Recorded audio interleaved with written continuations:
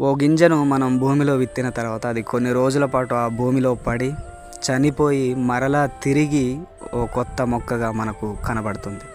ఆ మొక్క నుండి అనేక ఫలాలు, అనేక కాయలు వచ్చి మనల్ని ఎలాగైతే తృప్తిపరుస్తుందో, అది ఆ భూమిలో పడి చావకపోతే ఒక్క ఫలం కూడా బయటికి రాదు. అలాగే దేవుని మాటలు కూడా మనం విత్తాలి, అనేక మంది హృదయాల్లో వాటిని నాటాలి. నాటినప్పుడు కొన్ని రోజుల తర్వాత వారి హృదయంలో నుంచి ఆ వాక్యపు వెలుగు బయటికి వస్తుంది.